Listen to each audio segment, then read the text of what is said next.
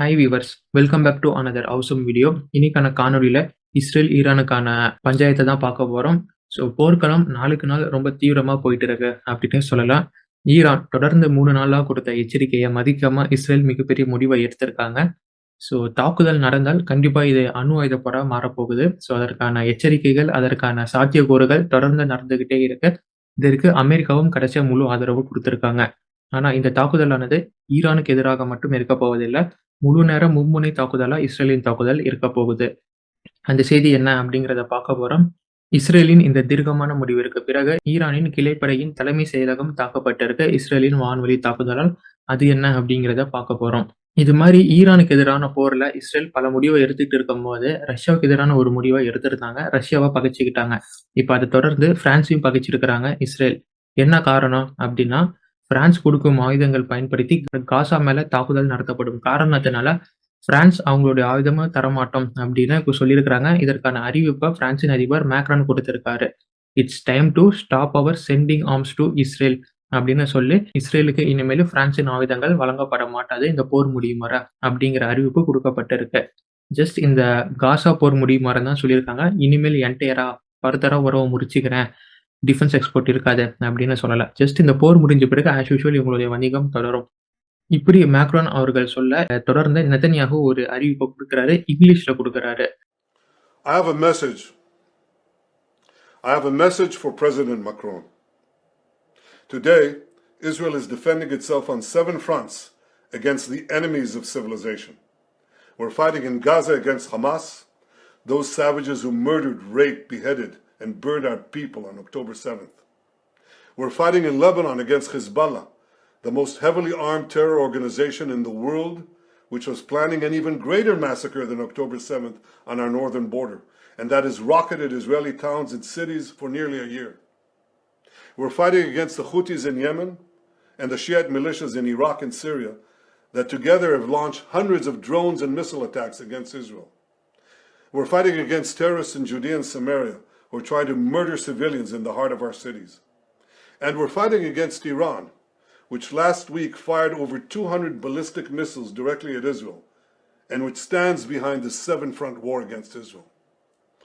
As Israel fights the forces of barbarism led by Iran, all civilized countries should be standing firmly by Israel's side.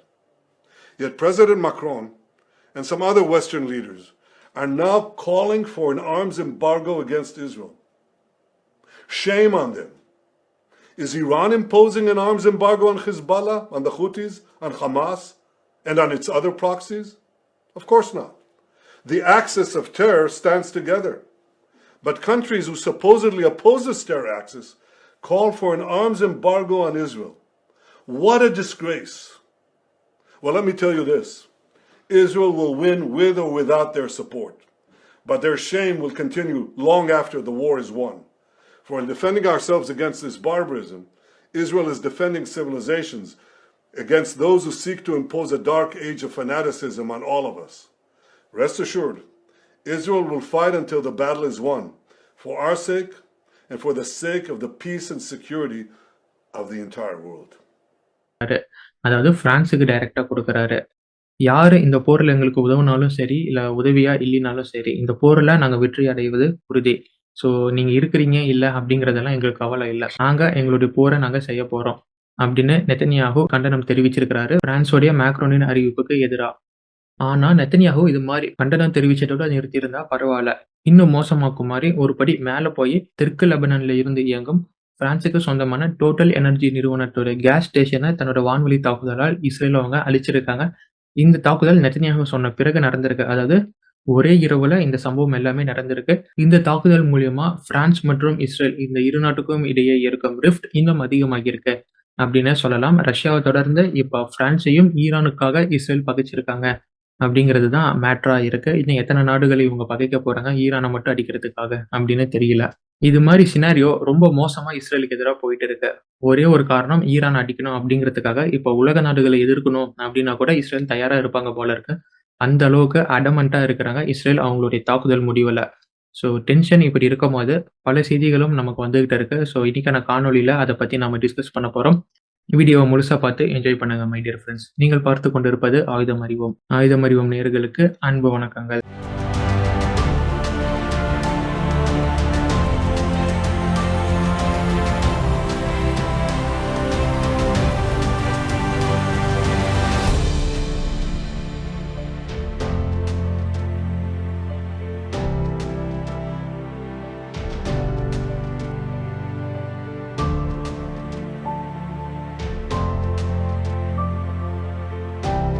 எங்கிருந்து ஆரம்பிச்சா கரெக்டா இருக்கும்னு பார்த்தா ஈரானின் தாக்குதல்ல இருந்து நம்ம ஆரம்பிக்கலாம். இஸ்ரேல் மீது ஈரான் தொடுத்த ஏவுகணை தாக்குதல் பற்றி முழுமையான செய்தி இப்ப கிடைச்சிருக்கு. ஈரான் மொத்தமா 3 வகையான ஏவுகணையை பயன்படுத்தி இஸ்ரேலை தாக்கியிருக்காங்க.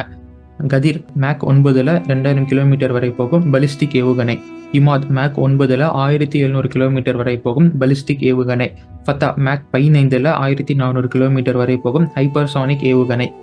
இதுல ஃபத்தா 1 பயன்படுத்தினாங்களா இல்ல ஃபத்தா 2 பயன்படுத்தினாங்களான்னு பார்த்தா ரேஞ்சின் அடிப்படையில ஃபத்தா 1 அப்படின்னு சொல்லலாம். பட் மேக்ஸ் ஸ்பீட் அப்படின்னு எடுத்துக்கிட்டோம்னா இது ஃபத்தா 2. ஏன் நான் இங்கே குழப்புற மாதிரி பேசுறேன் அப்படின்னு கேட்டீங்கன்னா, ஃபத்தா 1ங்கிறது மேக்சிமமாவே 1400 கிலோமீட்டர் வரை தான் போகும். அதன்படி நம்ம ரேஞ்சை கணக்கில் எடுத்துக்கிட்டா ஃபத்தா 1 அப்படின்னு நம்ம ஈஸியா சொல்லிடலாம். ஆனா இங்க மேக்ஸ் ஸ்பீட் அண்ட் ரேஞ்ச் கொடுக்கப்பட்ட காரணத்தினால ஃபத்தா 2 அப்படிங்கிற முடிவுக்கு நான் போறேன். ஏன்னா ஃபத்தா 2 மேக் 15ல போகும், அதே மாதிரி அதோடைய மினிமம் ரேஞ்சு 1400 கிலோமீட்டர் வரும். ஸோ ஃபத்தா 1 ரேஞ்சில் மட்டும்தான் சாட்டிஸ்ஃபை பண்ணுது. ஆனால் Fattah 2 both range and Mach ரெண்டுத்தையுமே சாட்டிஸ்ஃபை பண்ணும் காரணத்தினால இங்கே நான் ஃபத்தா 2 ஈரான் பயன்படுத்தியிருக்காங்க இஸ்ரேல் அடிக்கிறதுக்கு அப்படிங்கிறத பதிவு பண்ணிக்கிறேன். அதே மாதிரி இந்த 3 வகையான பலிஸ்டிக் மற்றும் ஹைப்பர்சோனிக் மிசைல் ஈரானின் பல ஏவுதளங்களில் இருந்தும் இஸ்ரேலுக்கு எதிராக ஏவப்பட்டிருக்கு. எங்கெங்க இருந்து இவங்க ஏவிருக்கிறாங்க அப்படிங்கிற செய்தியும் கிடைச்சிருக்கு. இந்த மேப்பை பார்க்கும்போதே உங்களுக்கு தெரியும் அந்த பேஸ்கள் என்னென்ன அப்படின்னு. தப்ரிஸ், கெர்மான்ஷா, திஸ்ஃபுல், அல்பான்ஸ், Tehran, Kashan, Isfahan, Khorramabad, Shiraz அப்படின்னு மொத்தம் 9 ஏவுதளங்கள் இருந்து தெல் அவீவ்ல இருக்கும் மொசாட் ஃபெசிலிட்டிக்கும் அட்சரிம் ஏர்பேஸுக்கும் நவாத்தியம் ஏர்பேஸுக்கும் மிசைல் ஏவப்பட்டிருக்கு. ஃபைனலா ஈரானின் தாக்குதலுக்கான டார்கெட்டின் மேக்சிமம் டிஸ்டன்ஸே 1900 கிலோமீட்டர் தான். IRGCயின் டேட்டா படி 90% இவங்க ஏவுன மிசைல் ஹிட் ஆகிருக்கு, 10% தான் இஸ்ரேலால் இன்டர்செப்ட் செய்யப்பட்டிருக்கு அப்படிங்கிற கிளைமும் அவங்க கொடுத்துருக்காங்க. ஆக இதுதான் ஏவுகணை தாக்குதலுடைய ஓவர் வியூவா இருக்கு. அடுத்து பார்க்க வேண்டியது ஈரானின் எச்சரிக்கையை தான். நீ செஞ்சதுடைய விளைவை தான் இப்போ உனக்கு கொடுத்துருக்கோம், இதை அமைதியா ஏத்துக்கிட்டு இந்த பிரச்சனையை இதோட முடிச்சுக்கோ. சப்போஸ் ஃபர்தரா எஸ்கலேஷன் பண்ற மாதிரி நீ தாக்குதல் நடத்தினீன்னா இப்ப தாக்குனதோட பல மடங்கு தீவிரமாகவும் வெறித்தனமாகவும் நாங்க தாக்குவோம் அப்படின்னு அலி காமுனியே நேரடியா ஒரு எச்சரிக்கையா இஸ்ரேலுக்கு கொடுத்திருந்தாரு. ஆனா இஸ்ரேல் நான் இதற்கு கண்டிப்பா பதிலடி கொடுப்பேன் அப்படின்னு அப்பவே சொல்லியிருந்தாங்க. சொன்னதை தொடர்ந்து 2 நாள் கழிச்சும் இஸ்ரேல் எந்த தாக்குதலும் நடத்தாத போது இப்ப IDFும் மொசாடும் இஸ்ரேலின் வார் கேபினட்டும் ஒரு முடிவு பண்ணிட்டாங்க. அடிச்சிடலாம், ஈரானை முழுசா அடிச்சிடலாம், என்ன ஆனாலும் சரி ஒரு கை பாத்திரலாம் அப்படின்னு போருக்கான முக்கிய துறைகள் அனுமதி கொடுத்திருக்காங்க. எஸ்பெஷலி இந்த இஸ்ரேலின் வார் cabinet not only approved to attack Iran, they decided to attack all 3 targets, Hamas, Hezbollah and Iran. மும்முனையிலையும் தாக்குதல் நடத்த இஸ்ரேலின் வார் கேபினட் அனுமதி கொடுத்துட்டாங்க. இப்ப இஸ்ரேல் ஒரு போர் ஆரம்பிச்சா அது ஈரானுக்கு எதிராகவும் ஹெஸ்புல்லாவுக்கு எதிராகவும் ஹமாஸுக்கு எதிராகவும் அப்படின்னு மும்முனைகளையும் முழு நேர தாக்குதலை அவங்க நடத்த போறாங்க. அதற்கான அப்ரூவலும் இப்ப இஸ்ரேலின் வார் கேபினட் கொடுத்துருக்காங்க. ஃப்ரெண்ட்ஸ், இப்போ உங்களுக்கு கேள்வி வரலாம், இஸ்ரேல் தாக்குதல் நடத்துறேன்னு சொல்றதுக்கும் தாக்குதலுக்கு தயாராகிறதுக்குமே ஒரு அப்ரூவல் வாங்குறாங்களா? அதுவும் 2 நாள் கழிச்சு தான் வாங்குறாங்களா? என்ன இது அப்படின்னு நீங்க கேட்கலாம். இஸ்ரேல் ஈரான் அடிக்கிறேன்னு சொன்னது ஈரான் அடித்த மாதிரி அப்படியே கசாமுசான்னு அப்படி அடிக்கிறது இல்லை. இஸ்ரேல் கிளியராக சொல்லியிருக்கிறாங்க, நான் அடிக்கிறது எல்லாமே சிவிலியன் ஓரியன்ட் இன்ஃப்ராஸ்ட்ரக்சராக தான் இருக்க போகுது, குறிப்பாக எண்ணெய் கிடங்கு, பவர் பிளான்ட், இது மாதிரி இடங்களை தான் அடிக்க போகிறேன் அப்படின்னு சொல்லியிருக்கிறாங்க. கண்டிப்பாக இப்படி அடித்தா இந்த கச்சா எண்ணெய் ஏற்றுமதி இறக்குமதி, இந்த கச்சா எண்ணெயில் ஒரு பிரச்சனையை உருவாக்கும். அதை தொட்டு ஃபுல் ஸ்கேல் வார் அப்படிங்கிறதும் வரும் மிடில் ஈஸ்டில். ஸோ இதை சமாளிக்கணும்னா இஸ்ரேலுக்கு கண்டிப்பாக அமெரிக்காவின் உதவி வேணும். ஆனால் அமெரிக்கா என்ன சொல்லிக்கிட்டு இருந்தாங்க, நீ எண்ணெய் கிடங்கு அழிக்காத, நியூக்ளியர் ஃபெசிலிட்டி எல்லாம் தொடாத, அடி லைட்டாக அடி அப்படின்னு சொல்லியிருந்தாங்க. சிம்பிளாக அமெரிக்கா இஸ்ரேல் லிஸ்ட் அவுட் பண்ணி தாக்குறேன்னு சொன்ன தாக்குதலுக்கு அனுமதி கொடுக்கல. ஸோ அதை பேசி சார்ட் அவுட் பண்ணவும் ஃபுல் ஸ்கேல் வாருக்கு தயாராகவும் பல முனையில் இருந்து எதிர்வரும் பல முனை பிரச்சனையை சமாளிக்கவும் தான் இஸ்ரேல் இப்போ ஆயுதமாகியிருக்கு. அதற்கான ஒரு டிரான்சிஷன் ஃபேஸ் தான் இந்த 2-3 நாள் அப்படின்னு சொல்லலாம். இன்னும் ஃப்ராங்காக சொல்லணும்னா அமெரிக்காவை கன்வின்ஸ் பண்ணி இந்த போரில் இழுத்து கொண்டு வரதான் இஸ்ரேல் இந்த 2 நாள் டைமை எடுத்திருக்கு. இப்போ அமெரிக்கா இஸ்ரேல் கூட நடத்தின பேக்ரவுண்ட் டாக்குக்கு சம்மதம் தெரிவிச்சிட்டாங்க. சரி, நீ மும்முனை போர் நடத்தினாலும் சரி, இல்லை நீ அடிச்சதை தொடர்ந்து ஈரான் உன்னை அடிக்க வந்தாலும் சரி, நான் உன்னை சப்போர்ட் பண்ணுறேன், எது நடந்தாலும் சரி நம்ம பார்த்துக்கலாம், நீ அடிக்க ஆரம்பிச்சிரு அப்படின்னு அமெரிக்கா இப்போ சப்போர்ட் தெரிவிச்சிட்டாங்க. ஆனால் நான் இங்கே ஈரான் சொன்னதை மட்டும் மீண்டும் நினைவு கூற விரும்புகிறேன். இஸ்ரேல் மறுபடியும் தாக்கினால் இஸ்ரேலின் energy infrastructure, power plant including Dimona and oil gas field refineries இது எல்லாமே தாக்கப்படும் அப்படின்னு ஈரான் சொல்லியிருக்கிறாங்க. வேறாஸ் இஸ்ரேல் என்ன சொன்னாங்கன்னா, நீ மறுபடியும் தாக்குனா ஜெரிக்கோ வரும், அவனே பார்த்துக்கோ, பி கேர்ஃபுல் அப்படின்னு ஒரு நியூக் த்ரெட்டை ஏற்கனவே கொடுத்துருந்தாங்க. இதோடைய ஃபைனல் வேர்டிங்ஸை நான் என்ன சொல்லி முடிக்க விரும்புகிறேன்னா, இஸ்ரேல் அடுத்த கட்ட நடவடிக்கையை எடுத்தால் அது அணு ஆயுத யுத்தத்திற்கு வழிவகுக்கும் அப்படிங்கிறது தான் இதோடைய ஃபைனல் வேர்டிங்ஸை நான் முடிக்கிறேன். இந்த மேஜர் எஸ்கலேஷனை சப்போர்ட் பண்ணும் செய்திகளாக சில செய்திகள் இருக்கு, சில செய்திகளில் நிறைய செய்திகளும் இருக்கு. ஈரானின் வேண்டுகோளுக்கு இணங்க பெர்ஷியன் குல்ஃபிலையும் ஈரானுக்கு எதிராக இஸ்ரேலின் ஆக்டிவிட்டீஸ்களையும் ரஷ்ய ரேடாரில் டிடெக்ட் செய்யப்பட்டால் உடனே அந்த மெசேஜ் ஈரானுக்கு சொல்லப்படணும் அப்படின்னு ஈரான் ரஷ்யாவிற்கு ஒரு வேண்டுகோள் விடுத்தாங்க. அந்த வேண்டுகோளுக்கு இணங்க ஈரானுக்கும் ரஷ்யா சில மெசேஜை கொடுத்துருக்காங்க. IRGC பார்த்துக்கோ, இஸ்ரேலின் F-35 பெர்ஷியன் குல்ஃபில் நடமாறுது, ஏதோ சம்திங் சஸ்பீஷியஸாக இருக்கு, எதுக்கும் நீ தயாராகிக்கோ அப்படின்னு ஒரு செய்தி ஈரானுக்கு வார்னிங்காக கொடுத்துருந்தாங்க ரஷ்யா. இப்படி இது மாதிரி வார்னிங் கொடுக்கப்பட்ட செய்தியை ஸ்மெல் பண்ண IDF உடனே அவங்க அனுப்பின F-35 ரீகால் பண்ணுறாங்க. ரஷ்யா அவங்களுக்கு கிடைச்ச உளவு தகவல்களை ஈரானுக்கு சொல்லிட்டாங்க. ஈரான் தயாராகிட்டாங்க. இப்போ நம்மளுடைய ஆப்ரேஷன் செஞ்சால் சரிப்பட்டு வராது அப்படின்னு உடனே அவங்க F-35 ரீகால் பண்ணிட்டாங்க. கொஞ்சம் பிரீத்திங் ஸ்பேஸ் விட்டு ஈராக்கில் இருக்கும் IRGCயின் கிளைப்படையான ஹசட் அல் ஷாபியின் தலைமை செயலகம் முழுவதுமாக F-35 வான்வெளி தாக்குதலால் தாக்கப்பட்டு அழிக்கப்பட்டிருக்கு. ஆனால் இங்கே நம்ம என்ன பார்க்கணும்னா, ரஷ்யா இது மாதிரி IDFின் F-35 ரேடார் மூலமாக டிடெக்ட் பண்ண காரணத்தால் உடனடியாக இஸ்ரேலின் F-35 அடாரில் மொசாடின் unique EWS electronic warfare suite and anti aircraft weapon incorporate செய்யப்பட்டிருக்கு. ஸோ இந்த எலக்ட்ரானிக் வார்ஃபேர் சூட்டும் ஆன்டி ஏர்கிராஃப்ட் வெப்பனும் அமெரிக்காவின் டெக்னாலஜி இல்லாமல் இருக்கும் அப்படிங்கிறது தான் இங்கே நம்ம பார்க்க வேண்டிய விஷயம். ஏன்னா அமெரிக்கன் டெக்னாலஜியோட இருந்த F-35 தான் இவங்க ஈஸியாக ஸ்மெல் பண்ணிட்டாங்க, ரஷ்யன்ஸ் அவங்களுடைய ரேடார் சிஸ்டம் மூலியமா. அதற்கு மாற்றாக தான் இப்போ மொசாட் அவங்களுடைய யூனிக் EWS.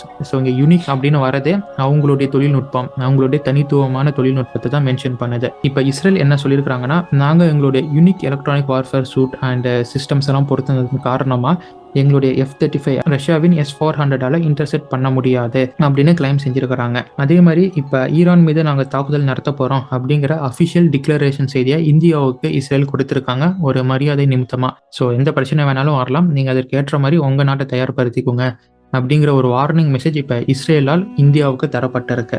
இஸ்ரேல் இப்படி தாக்க தயாராக ஈரான் அந்த தாக்குதலை எதிர்கொள்ளும் விதமாகவும் அந்த தாக்குதலிருந்து எப்படியெல்லாம் நம்மளுடைய அசத்தை பாதுகாக்கலாம் அப்படிங்கிற மாதிரியும் செயல்பட்டுக்கிட்டு இருக்கிறாங்க. குறிப்பாக அவங்களுடைய அசட்ஸ் ரீலோகேட் பண்ணிக்கிட்டு இருக்கிறாங்க. ஈரானின் பந்தார் அபாஸ் நேவல் பேஸில் இருக்கும் போர் கப்பல்களை வேறு இடத்திற்கு மாற்றிக்கிட்டு இருக்கிறாங்க. அதற்கான சேட்டலைட் இமேஜஸ் எல்லாமே வந்திருக்கு. இதே ஏர்ஃபோர்ஸ் அப்படின்னு பார்த்தா அவங்களுடைய எல்லா போர் விமானங்களையும் ஏவுகணையை பொறுத்து இஸ்ரேலின் ஏவுகணையையோ இல்லை விமானத்தையோ எதிர்கொள்ள தயாராக இருக்கிறாங்க அப்படிங்கிற செய்தியும் இப்போ IRGCயின் ஏர்ஃபோர்ஸால் வெளியிடப்பட்டிருக்கு.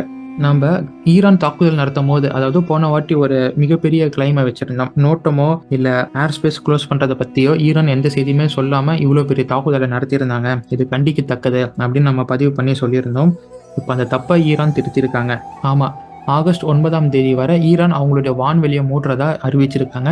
இதன் காரணமாக ஈரானில் எந்த சிவிலியன் ஏர் ஸ்பேஸ் ஆக்டிவிட்டிகளும் இல்லை போக்குவரத்து விமானங்களும் இருக்காது, வெறும் மிலிட்ரி ரிலேட்டட் ஏர்கிராஃப்ட் அந்த அதோடைய போக்குவரத்து தான் இருக்கும் அப்படிங்கிறது நாம் இங்கே தெரிஞ்சிக்க வேண்டிய செய்தியாக இருக்கு.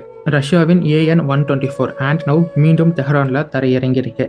சில மாசத்துக்கு முன்னாடி இதே AN-124 ஆண்டனவ் Yak-130 அப்படிங்கிற ரஷ்யாவின் போர் விமானத்துடன் ஈரான்ல தரையிறங்கி அவங்களுக்கு சப்ளை பண்ணாங்க. இப்ப மீண்டும் ஈரானுக்கு இதே போர் விமானம் வந்திருப்பது ஒருவேளை ஈரான் ரொம்ப நாளா ரஷ்யா கிட்ட கேட்ட Su-35 இந்த விமானம் ஈரான்ல தரையிறங்கி இருக்குமா அப்படின்னும் பார்க்கப்பட்டது. பிரைவேட் நிறுவனங்களால் வெளியிடப்பட்ட ஈரானின் சேட்டலைட் இமேஜ் அது முக்கியமான செய்தியை நமக்கு சொல்லியிருக்கு.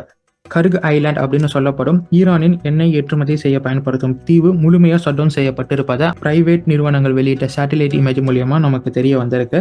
இந்த கர்க் ஐலாண்டில் இருந்து தான் ஈரான் அவங்களோட 90% கச்சா எண்ணெயை உலக நாடுகளுக்கு ஏற்றுமதி பண்ணிட்டு இருக்கிறாங்க. அப்படிப்பட்ட முக்கியமான கர்க் ஐலாண்டை இப்போ ஈரான் முழுமையாக க்ளோஸ் பண்ணியிருக்கிறாங்க. அப்படின்னா அவங்க ஏதோ இஸ்ரேலுடைய தாக்குதலை ஸ்மெல் பண்ணியிருக்கிறாங்க, இல்லை இஸ்ரேலின் தாக்குதலின் தீவிரத்தை பற்றி ஈரான் உணர்த்திருக்காங்க. அந்த செய்தி தான் இந்த சேட்டலைட் இமேஜ் நமக்கு உணர்த்தியிருக்கு. கடைசியா இந்த டபுள் ஏஜென்ட் செய்தியோட நம்ம முடிச்சுக்கலாம். ஈரானின் உளவு படையில இருந்துகிட்டே இஸ்ரேலின் மொசாடுக்கு வேலை செய்யும் டபுள் ஏஜென்ட் இருக்கிறாங்க அப்படின்னு செய்திகள் சொல்லப்பட்டது. நசரல்லாவின் லொகேஷனை கொடுத்ததே இந்த டபுள் ஏஜென்ட் தான் அப்படிங்கிற செய்தியும் வலம் வந்தது. நயீம் காசிம் இவர் ஹெஸ்புல்லாவின் டெபுட்டி செக்ரட்டரி ஜெனரல் 1991 இருந்து இவர் இந்த பதவியில் வகிச்சுக்கிட்டு ஹெஸ்புல்லாவுக்கு வேலை செஞ்சுக்கிட்டு இருக்கிறாரு.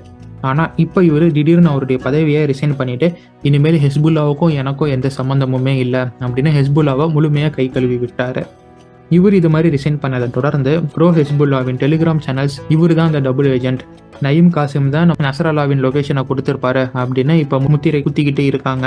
ஆனால் எனக்கு இதில் உடன்பாடு இல்லை. ஐடிஎஃப்க்கு பயந்துக்கிட்டு தான் உயிரை காப்பாற்றிக்க கசிம் ரிசைன் பண்ணியிருப்பாரு. இன்னைக்கான காணொலியின் ஓவரால் கன்க்ளூஷனா இஸ்ரேல் மிகப்பெரிய தாக்குதல் நடத்த போகிறாங்க அப்படிங்கிறத ஈரான் உணர்ந்திருக்காங்க.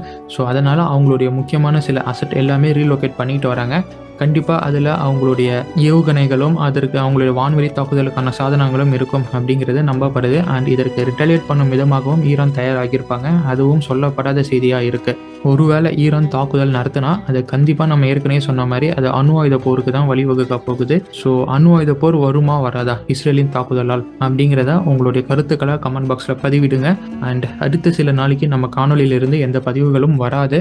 சப்போஸ் ஏதாச்சும் பெருசாக ஒரு தாக்குதல் நடக்குமானால் இல்லை இஸ்ரேல் தாக்குதல் நடத்தினா நம்ம லைவ் வந்து சொல்கிறோம். மற்றபடி நம்ம ஆஸ் யூஷுவல் நம்ம கம்யூனிட்டி டேப்பில் போஸ்ட் போட்டு உங்களுக்கு அப்டேட் பண்ணிட்டு இருக்கிறோம். ஸோ கம்யூனிட்டி டேப் இப்போ நம்மளுடைய ஆயுதம் அறிவும் சேனலின் முக்கியமான தளமாக மாறி இருக்கு. ஸோ கம்யூனிட்டி போஸ்ட்டில் பல செய்திகளும் உடனுக்குடன் பகிரப்படும் அப்படிங்கிறத இங்கே நான் பதிவு பண்ணி இந்த செய்தியை நான் முடிச்சுக்கிறேன். மீண்டும் அடுத்த பதிவில் சந்திப்போம். அதுவரை இணைந்திருங்கள் ஆயுதம் அறிவோமில். And stay tuned for next video my dear friends. நன்றி, வணக்கம்.